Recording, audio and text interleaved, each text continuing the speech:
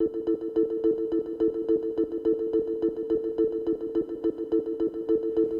today's age, in today's communication, the first two contests seem to set the tone. Exactly. Although we know absolutely nothing. It's like looking at a speck of paint and saying, I know which picture this is.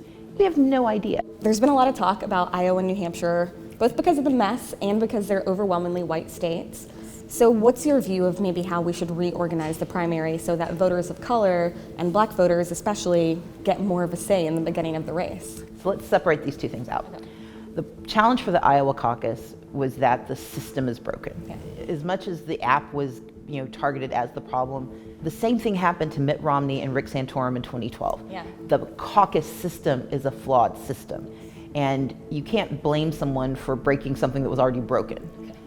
I don't, and I think while we should feel badly about how confusing it was, we also need to put it into context. We've seen two decisions made by two of the smallest states in the nation. Important states because every voice matters. Yeah. But we've got 50 other contests that have to happen. Exactly. And we need those contests to actually tell the truth from the beginning. And so the second part is we need a more representative sample. If we're going to put so much emphasis on the first two people to talk, we need to make sure that the first people who talk actually look like America. Right. And that's my concern about the diversity. Right. It's not to diminish Iowa or New Hampshire, but it's to recognize that there are communities of color that are just as vibrant, just as engaged, and deserve just as much attention.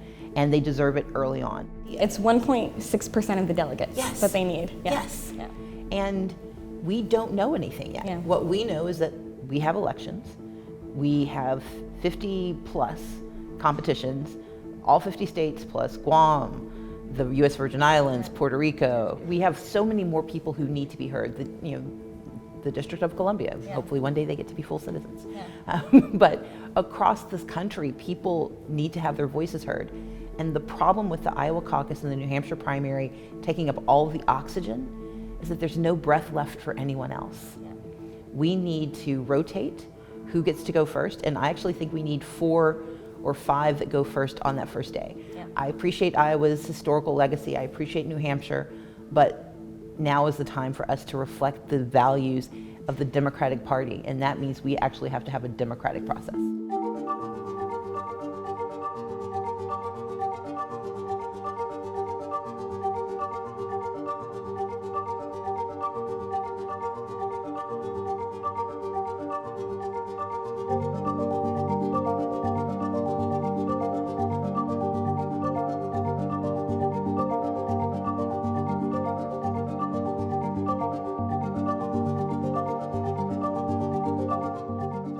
To ignore what we're told and do what we want.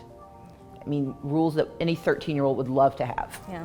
Yeah. But America has to have it. Democrats have to have it in this primary. No one knows the answer, and therefore we have to tell the story ourselves. Whether it's someone who didn't come in first out of 5 or 10, because everyone was struggling over 41 delegates in Iowa. Exactly. That's not going to determine the outcome of a race where you have to get almost 2,000 delegates to win. Right. But what we can do is say that I'm going to listen to my values, I'm going to listen to my community, and I'm going to vote my conscience. I don't care what they tell me. I'm going to do what I know is right. And every single person needs to do that because we have a primary for a reason.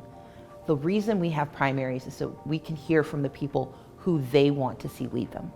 If we tell them who that is, then we are doing exactly the wrong thing. That's what dictatorships are. Yeah. And whether it's done benignly or for malice, the result is the same. When you silence people, especially communities of color, especially the disadvantaged, they start to believe that their voices aren't necessary. And if they can't be heard in a primary, why would they bother to show up in a general?